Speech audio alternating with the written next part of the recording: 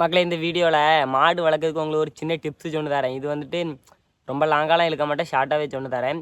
First tips வந்துட்டு என்னென்னா, மாடு வளர்க்குறீங்க வாங்குறீங்க அப்படின்னா நீங்கள் பெரிய மாடாக வாங்கி வளர்க்குறத விட கண்ணுட்டியாக வாங்கி வளர்த்துனா ரொம்ப பெனிஃபிட்டாக இருக்கும். என்னென்னா இப்போ நம்ம ஒரு 50,000 கொடுத்து ஒரு மாடு வாங்குறோன்னு வச்சுக்கோங்க, 50, 60, 70 கொடுத்து வாங்குறோன்னு வச்சுக்கிடுங்க. அது திடீர்னு இறந்துட்டுனா நம்மளுக்கு அந்த 50,000, 60,000 லாஸ், அது எல்லாமே போயிடும். இதே ஒரு 5,000, 10,000 ஒரு கண்ணுட்டி பிடிச்சிங்கன்னா லாஸ், இழப்பீடு வந்துட்டு கம்மியாக இருக்கும், அதிகமாக இல்லாமல் ஒரு சின்ன அமௌண்ட்டாக இருக்கும். அதுக்காண்டி தான். அதே மாதிரி வந்துட்டு கண்ணுக்குட்டி வாங்கி வளர்க்குறவங்க கொஞ்சம் பொறுமையாக இருந்தால் மட்டும்தான் வளர்க்க முடியும். ஏன்னா 2 வருஷம் கிட்ட ஆகும் அது குட்டி போடுறதுக்கு. நம்ம வாங்கி வளர்க்கும் போது பெரிய மாடுங்கிறப்ப நிறைய பேர் எப்படி நினைப்பீங்கன்னா, மாடை வாங்குவோம் உடனே பால் கறக்கும் அந்த, ஆனால் வந்துட்டு அந்த மாடு நம்ம வாங்கி வளர்க்குறது வந்துட்டு அந்த வளர்க்குற டைமில் நம்ம வாங்கியிருப்போம் பாருங்கள் 60,000, அந்த பாலை கறந்து முடிக்கிறதுக்குள்ளே 1 வருஷம் கிட்ட ஆயிரும். நம்ம இன்வெஸ்ட் பண்ண அமௌண்ட்டை எடுத்து தரதுக்குள்ளே ஒரு மாதிரி ஆயிரும். இதே சின்ன கண்ணுட்டியாக கொஞ்சம் பொறுமையாக இருந்து ஒரு 2 வருஷம் வளர்த்தோன்னா அது குட்டி போடும்போது நம்மளுக்கு வந்துட்டு பெனிஃபிட் நிறையா இருக்கும். அதே மாதிரி சின்ன கண்ணுட்டியாக வாங்கி வளர்க்கும்போது வந்துட்டு நம்ம நிறையா கற்றுக்கிடலாம்.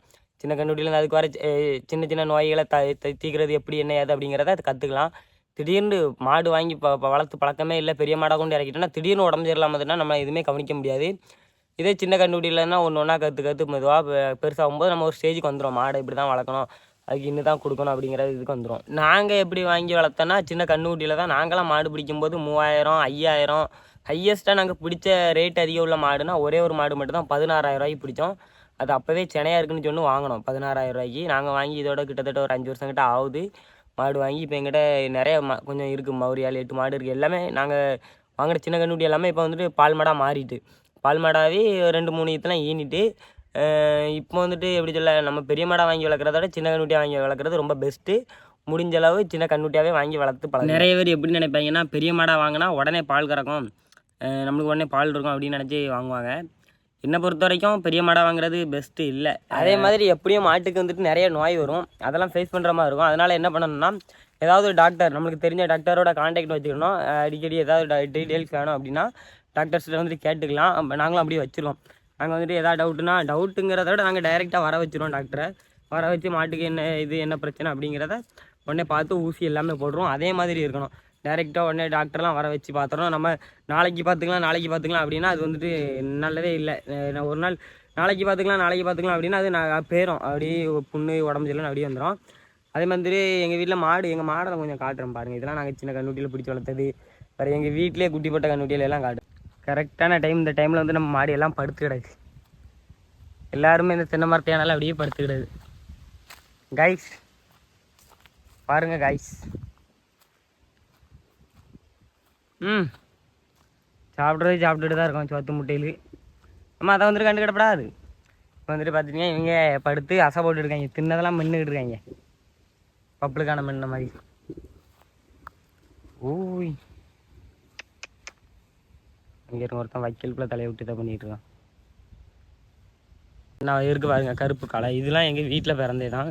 இன்றைக்கி என்னென்னு தெரியல, ஒரு மாதிரியாக முறுக்கிட்டு முட்டுமா கொலவா அவளுக்குது. பக்கத்தில் போகிறதுக்கே கொஞ்சம் பயமாக தான் இருக்குது. நம்மளாம் அந்த மாடுகிட்ட ஓடி போகிறது கிடையாது. மாடை பத்துறது தான் நம்ம வேலை. ஒன்றும் செய்யுங்கப்பா, பயப்படுது என்ன பார்த்து. இதெல்லாம் சின்ன கண்ணுட்டியில் இருக்கும்போது நாங்களாம் இறந்துருமோ அப்படின்னு நினச்சோம். ஆனால் அதெல்லாம் பொழைச்சி அப்படி தப்பி ஜம்முன்னு வந்துட்டு வேறு அங்கங்கனோடி நின்று மேயிறது அங்கே மேயிறது. இப்போ தான் ஒரு 10 கட்டு வைக்கல் வாங்கணும். அவன் கரெக்டாக வந்து இறக்கி போட்டு போனாங்க, அதை நின்று சாப்பிட்டு இருக்காங்க நம்ம பையில.